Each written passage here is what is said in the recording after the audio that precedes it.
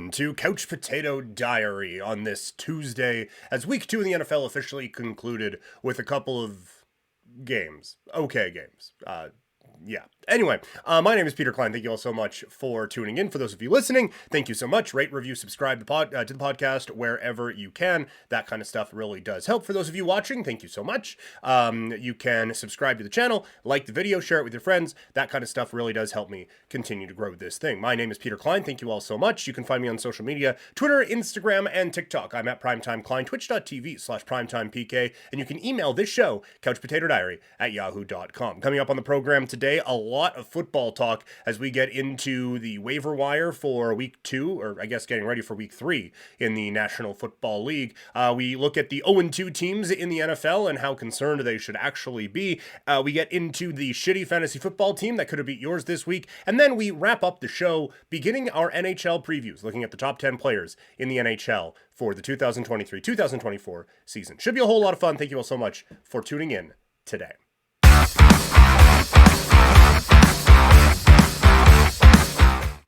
All right, let's begin in the National Football League, and let's go with our waiver wire look for week 3, coming off of interesting week 2. It was obviously the big news coming out of Monday Night Football is Nick Chubb announced just before I hit record on this that his season has come to an end for the Cleveland Browns. Just a devastating knee injury. If you haven't seen it yet, consider yourself lucky, because it's a rough one for sure.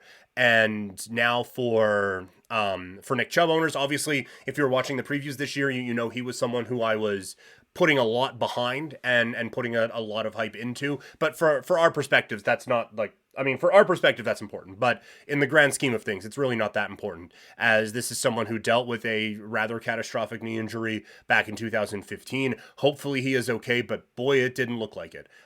So you just first and foremost hope that he is all right. And it was weird. I was thinking coming out of the games on Sunday, it's like, we had a bunch of real bad ones on week 1, but we didn't really have like a devastating injury here for fantasy owners. And then that happened. So we'll be looking at a few replacement options today at the running back position. But let's start at quarterback. And there's a couple of quarterbacks who I think could be of great use to fantasy players this week. One of them is Matthew Stafford, 35% owned for an LA Rams team that a lot of people kind of pronounced dead even before the season started. And this is a Rams offense that, even without Cooper Kupp, has started to find a bit of a rhythm. And people were worried about that after tweets came out about Matthew Stafford maybe not necessarily jiving with everything going on with the young wide receivers out in LA, but that hasn't really been a problem so far. This is a Rams team that's playing better than people anticipated through 2 weeks of the season, and Stafford is chief among them. He has been really, really good so far, and at just 35% owned, if you have dealt with some quarterback issues or could be, or just want a bye week savior, I guess, Matthew Stafford is a very, very viable option for you. If you're looking a little bit further in the discount aisle, Baker Mayfield still 15% owned. We've been saying for a couple of weeks, this is an offense that is going to have some value, both in the regular NFL and from a fantasy football perspective. You saw it last week with Mike Evans, beasted. But Baker Mayfield is certainly someone who is going to be good enough that this isn't going to be a league winner by any stretch of the imagination. But if you lost Aaron Rodgers and tried to replace him with someone who sucked, this would be the time to maybe bounce back with a Baker Mayfield. I think he's going to be a strong option at quarterback. We got a bunch of running back options for you here. The first one is obviously Jerome Ford. That's everyone's kind of best guess as to who's going to take over the backfield in Cleveland. I wouldn't be surprised if Kareem Hunt made an appearance there. And if you are someone who's comfortable owning Kareem Hunt, then knock yourself out. That is not the direction that I would go. But that's just more of a personal choice than anything like that. But right now, Jerome Ford is going to be the guy, I think, in Cleveland. We haven't seen enough of him to get a real in-depth, thorough breakdown on him, but he's going to get some opportunities on a Cleveland offense that looks a little bit better than some people may have expected. Also, the beneficiary of injuries, Craig Reynolds. He might be owned in your league. He is, after all, 0% owned. The Detroit running back who could be taking over a lot of the carries for David Montgomery, who went down with an injury. I know a lot of people are going to say David Montgomery's out, time for Jahmyr Gibbs. It has been so apparent through 2 weeks that the Detroit Lions do not trust this kid in every situation yet. That doesn't mean that he's just going to be the little speed option in running back fields for the rest of his career. That just means that 2 weeks into being a professional, that maybe they don't think he's got everything completely locked down and they want to just throw him to the Wolves on a team that fancies themselves a contender in the NFC North and maybe the NFC as a whole. So I think that they are going to go much more by committee, and I think Craig Reynolds is going to be the beneficiary of that. Another running back who could benefit from an injury situation is Matt Breida, running back for the New York Giants. The Giant, like, he's not Saquon Barkley, very clearly. He might play the role of Saquon Barkley, but he ain't that dude, but he's going to be used as that dude in New York. This is a team that is desperate for any kind of weapon to step up in on this offense. Darren Waller has. The receivers, there might be a couple who are separating themselves, but it's still tough to see. Matt Breida is a guy who I think can step up here for the Giants. Again, not a league winner, but someone who you can plug in, get you a few points, maybe he stumbles into the end zone, and you have a successful week. Savon Ahmed is another one who I would be looking at. 1% owned right now. They clearly don't really trust A-Chain just yet. And Raheem Mostert is getting so much of the work until Jeff Wilson comes back anyway. I would anticipate the defense that we saw Miami face against New England, where it was basically 3 high up top and just begging them to do anything underneath. I would anticipate that's going to be a defense Miami sees a little bit more of. And so I think there's going to be quite a bit of room in the running game. I don't think Miami is going to want to have Raheem Mostert getting the amount of carries that he's getting. And B, if he does, this is not someone who has a sparkling track record in terms of staying healthy. Not long-term injuries, but out a game or two. Ahmed is someone who I think could come in and fill that space. So that this is more of a long-term play, but I think Savon Ahmed is certainly someone who could fill a role on your bench. Also 1% owned Latavius Murray. He seems to be the backup to James Cook right now.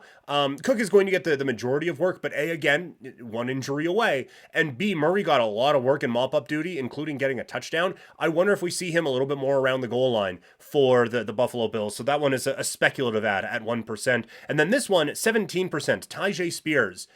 Derrick Henry is looking a little slow. I believe it was 25 carries for 80 yards. He's still a beast. He is still a monster, but he's not Derrick Henry capital letters anymore. Tyjae Spears, I think, is going to get more and more of this backfield as it goes along, and he is going to be utilized by the Tennessee Titans. I think he would be a very smart pickup for running back needy teams this week. At wide receiver, Tutu Atwell. Again, is he the most skilled receiver for the LA Rams? No. When everyone's healthy, I would say he's probably third or fourth. But he's what we just talked about, Matthew Stafford. This is an offense that is going to put up points. At least in the first couple of weeks, it certainly looks that way. And Atwell, for the next couple at least, is going to get some opportunities in this offense. So I think he is absolutely someone who you need to look at to boost up your wide receiver room. Also at wide receiver, another Reynolds from the Detroit Lions, Josh Reynolds. Big day last week. I am not someone who puts a lot of trust into what we saw from the Detroit Lions offense a week ago against the Seattle Seahawks. I definitely think they're more the 21-point team that we saw in week 1 than the 30-something point team that we saw in week 2. But Reynolds is certainly going to have his share of the targets, at least until Jameson Williams comes back. This is, I think, someone who his skill set is desperately needed on this Detroit Lions team, and I think can step up and get you quite a few fantasy points if wide receiver was a position that you are lacking in. Last one for me, Jaden Reed, 10% owned. When everyone's healthy, he's kind of the 3 for Green Bay, and then with Aaron Jones might be the 4. But this is a team that's been banged up, and he might separate himself as one of the more talented players. He's just, this is oversimplifying things. He's just good at football, and having those guys on your fantasy team are never bad to have. We had Christopher Harris on when this show was launching. He is very much a proponent of, hey, let's just get some talented guys on and see what we can get. This is a Green Bay Packers offense that can put up numbers, and Reed is extremely, I think, talented at the receiver spot, so that this is, I think, could be a sneaky ad at the wide receiver position. At tight end, I continue to wonder how Logan Thomas is 3% owned. He's had back-to-back pretty good weeks, at least high-volume weeks, for the Washington Commanders. Tight end is an absolute wasteland right now. Logan Thomas can be someone who can help you out with that. And Zach Ertz, 10% owned. He gets a little bit more work this week, or at least a little bit more connection this week with Joshua Dobbs, but He is a player who led tight ends in targets last week, still had a bunch this week. He is going to be a part of this offense. This is not a home run swing. This is just a single to get you through, but sometimes those work. Our streaming defenses this week, Jacksonville at 16%, and Carolina's defense. I think they're doing something there in Carolina with the defense. Team still sucks, but I think the defense is certainly one to watch out for. So there is your waiver wire look for week 2. After week 2 for week 3.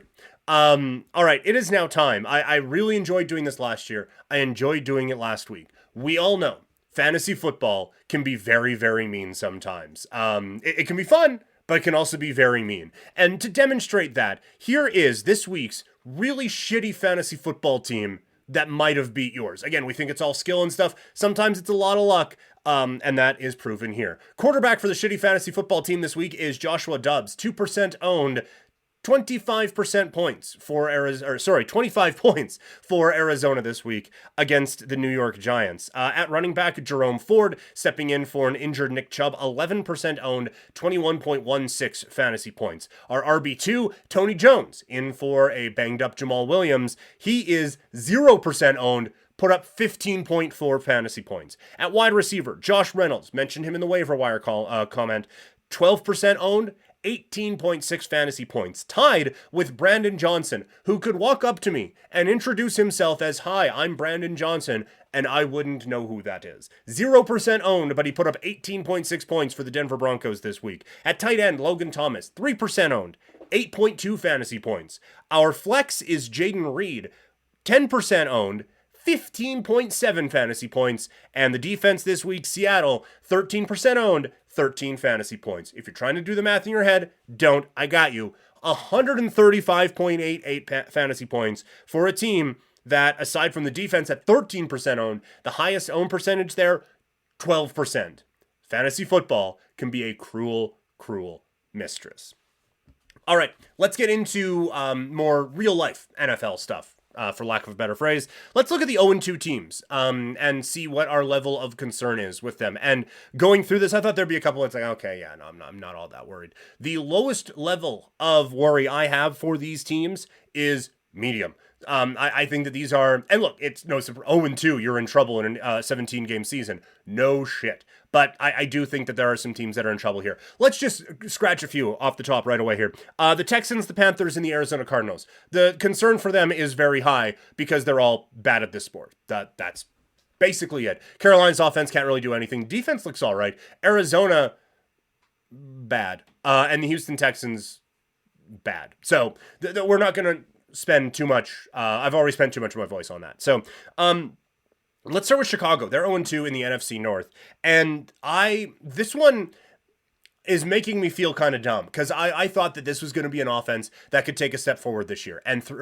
This year. And through 2 weeks, they have not. Justin Fields is missing some pretty easy reads, at least, again, from the couch. That's the name of the show. But I have been very concerned with how this offense has looked through a couple of weeks, and the defense hasn't really shown up in a big way either. So I don't know what there is to hang your hat on right now if you are a Chicago Bears fan. I think there should be a lot of concern about what's going on in Chicago. Sticking in that division, the Minnesota Vikings. The one thing for Minnesota, they haven't been able to run the football at all, and trusting Kirk Cousins to chuck the ball downfield is concerning. So that's not something you want to be really hanging your hat on. The reason that this isn't like very high, my concern for them is high. But the receivers that they have, like Jefferson, obviously maybe the best in the league. And Addison is one of the like real shining lights from the rookies so far in the first couple of weeks. So the concern though for them is high. I don't know if the defense is good enough. They can't run the ball at all, and I don't trust the quarterback. So again, not a great combination. Really high is my concern for the LA Chargers, because the thought coming into this season was Kellen Moore was going to unlock something in this offense, and through a couple of weeks, that just hasn't really been the case. Defensively, they've made a couple of real bad blunders, leaving top wide receivers open. Tyreek Hill burns them, and DeAndre Hopkins comes up with a couple of big plays to kind of help the Titans pick up a big win in week 2. This team is missing some real real, almost layup type of plays on both offense and defense, and that is costing them. I do not have a high opinion of the coach. I do have a high opinion of the offensive coordinator, and I think that'll turn around. But through a couple of weeks, it is really concerning. The good news is Kansas City does lose in week 1 to Detroit, but the Chiefs now have an opportunity, I think, to kind of run away and hide while the Chargers get their business figured out for like the 80th year in a row. Concern also very high in Cincinnati, where the Bengals are 0-2 to start the season. Joe Burrow dealing with the calf problems. The offense has just felt a little bit out of sync as he is starting to work his way back into it. The defense has been okay, but it feels like they're just kind of white-knuckling it and just trying to keep it between the lines at this point. So I think there are some real reasons for concern out in Cincinnati right now. And that is a division where Baltimore is 2-0 to start the season. This looked like it could be one of the most competitive divisions in the league. And through a couple of weeks, kind of look like it might be, with Cleveland coming up with a big win in week 1, and they keep it close with Pittsburgh in week 2, and the Steelers come up with a pretty big win to kind of get their course set back straight. The last 0-2 team that we're going to look at here, the New England Patriots, and my concern for them is only medium. They're in the AFC, so that's a bit of a problem. My expectations for them weren't high, so that helps them out a little bit. I just think this defense is actually quite good. To only give up 25 and 24 points in the first couple of games this season against Philadelphia and Miami. Again, if that's your Super Bowl, I don't think people would be running around in the streets wondering what happened. That this is two quality teams the Patriots have played, and their defense has kept them in both games. The offense is not good enough to get this team to the promised land, but I think that this will be a Patriots team that'll end up being fine this season. Just fine this year for the New England Patriots.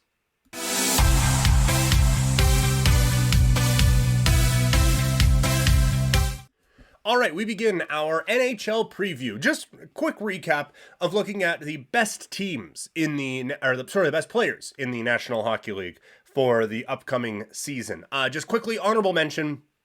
Just players I want to highlight. This doesn't mean that these guys would have made a top 15 or anything like that, but Miro Heiskanen does not make the list, but he is one of my favorite players to watch, and I think a budding superstar out in Dallas, along with his teammate Robertson. Those two are a couple of players who I'm quite excited to watch this year, as Dallas just perennially is a team that I just find fun because of some of the young players they have on the squad. So those are a couple of guys who I'm quite high on. Mikko Rantanen is just, again, he's great with the Colorado Avalanche. Didn't quite crack this list. Elias Pettersson, if he is on a team that could have had any success in the first few years, I think we are talking about this kid as one of the best players in the league. And if anyone is going to make a jump from this group into the top 10, I think it absolutely could be him. David Pastrnak, he kind of gets dinged because of who he was playing with, but if he still has a great year away from Patrice Bergeron, then he absolutely could make his way into this list. And just because we needed a goalie, Connor Hellebuck, just for how consistently good he's been over the last little while. Wanted like a Shesterkin or a Sorokin, but those two have kind of flip-flop in being great and good the last couple of years, and Hellebuck has just been consistently excellent, so that is it. Coming in at number 10 is Adam Fox. He has really turned himself into one of the premier defenders in the National Hockey League, with a young team with the Rangers that kind of exceeded expectations and then failed to meet expectations all in the span of like 18 months. He has been so good, and it's going to hurt people in the market that I'm based out of here in Calgary to hear that, as he's a former Flames draft pick, was essentially a throw-in in the Dougie Hamilton, Noah Hannafin, Elias Lindholm deals, and then Carolina has to ship him out to New York, but he never wanted to sign anywhere but New York, and he has kind of I guess validated the Rangers. I don't even want to say taking a chance on him, because it was one of one, but he has certainly backed up any claims that may have been made about him as one of the better defenders in the league. At 9, I have Sebastian Aho. I love watching this dude play. The speed that he can play with, the offensive touch that he has. I just love so much of his game with Carolina. Big year for him and for Carolina, as they have kind of gone from, oh yeah, they're the bunch of idiots and they do all these things, so oh man, hey, watch out for Carolina. But now we've had a few years in a row where we were watching out for Carolina, and then we didn't have to watch Carolina anymore, as they didn't make it past the first or second round. I think this is a really big year for Carolina. Coming in at number 8 is Mitch Marner. The playmaking ability, phenomenal. They trust him out there on the penalty kill. This is such a cliche. He does seem to really think the game at an extremely high level, and he has the skill and ability to back it up. And there are a lot of times where he feels like he's the best player on the ice, not someone who we're going to mention a little bit later on. But the skill and the 200-foot game that he can play with is something that I really respect and admire. At number 7, this probably feels a little bit low for him given the playoff run that he had, but it's Matthew Tkachuk, and he certainly has, I think, the most upward mobility on this list. I mean, technically that's Adam Fox because he's the furthest down, but you know what I mean. Matthew Tkachuk could easily work his way into the top 2 or 3 a little bit more. A shaky, I don't even want to say shaky regular season because he was great in the regular season with the Florida Panthers, but I think a full year now with Florida, the whole team kind of gathered around figuring it out. I am really fascinated to see what the Panthers do this upcoming season. At 6, it's Nikita Kucherov. The dude just scores. Like, he has an absolute bullet of a shot. He is a danger anywhere in the offensive zone. Can play that really physical game that you kind of need when the games start to really matter. So he is absolutely someone who deserves to be on this list. At 5, it is Austin Matthews, the power forward for the Toronto Maple Leafs, just signing a new extension. He has certainly gone quiet at times where it has mattered, but he has also stepped up at times where it has mattered as well. He is just someone who can kind of do it all offensively, power forward, great shot, good skating ability as well, can get to hard danger areas, can score when he doesn't have to get to hard danger areas. Just love so much of what he can do, a complete offensive game. At 4, the highest defenseman on this list is Cale Makar. He is just an absolute prototype for what an NHL defenseman should be. A lot of times before, if a defenseman could skate really well, it's, but how well can they defend? Better than most. To see him in the last couple of postseasons and to see him blossom from the Brooks Bandits in the Alberta Junior Hockey League on his way to the National Hockey League has been just quite the journey. And it feels like he's still getting better, which is kind of insane. At 3, I put Nathan MacKinnon. There was a stretch there where it looked like he could be the number 1 player. He's a former Hart Trophy winner. The speed that he can play this game at is, I was going to say second to none. It's second to 1. He has a great shot. I love how they utilize him at kind of at the top of the offensive zone to just let him scan everything. He's got the shot and the playmaking ability to just kind of do that. I remember there was a game at the Dome here this last year, and you're mesmerized by him. And he was just in, I'm going to make everyone around me better mode. And he can do that. He's good enough to do that. And then if the Flames weren't competitive even a little bit in that game. But if he needed to take over that game, he could have. And at 2, Leon Draisaitl. Again, complete package, offensive upside out the wazoo. Defensively kind of has a pretty good understanding of what he's supposed to be doing as well. Can skate like the wind, can shoot like very few. Just anything you need him to do offensively, he's going to do it, and he's going to do it better than most. And at 1, it's Connor McDavid. He's the best player in the world. Like that, there's not a whole lot of argument there. He can play this game at a speed faster than anybody. He can think this game at a speed faster than anybody, and I don't just mean now. I mean ever. What he is able to do out on a hockey rink is truly special, and I know I'm the Calgary dude, host the Game Over Calgary, one of the hosts of Game Over Calgary, so I'm not supposed to say nice things about an Edmonton Oiler. We are absolutely lucky to be able to watch this dude on a night in, night out basis, or however often you watch him. Just make a point. He has made the Edmonton Oilers must-watch TV, so he must be doing something right. Okay, that is going to do it. Tomorrow, for our NHL preview, we're going to be looking at the top 10 players in the history of the NHL. So that, I'm sure, everyone will completely agree with. Okay, that's going to do it for the program today. Thank you all so much for downloading and listening if you're doing so on podcast. Thank you for watching if you're doing so on YouTube. Subscribe to the channel, like the video, or on podcast, leave a rating and subscribe to the channel. All of that stuff really does help. Like I said, tomorrow we're looking at the best players in AHL history, and we are looking at our CFL power rankings. Plus, we're going to look at the 2-0 teams and how for real are they. Went through the 0-2s, little concerning. How much are we buying into some of the 2-0s? We will talk about that. And the Blue Jays play the Yankees tonight. I'm sure that won't be heartbreaking in any way, shape, or form. Anyway, that's going to do it. Thank you all so much, and I will talk to you all later.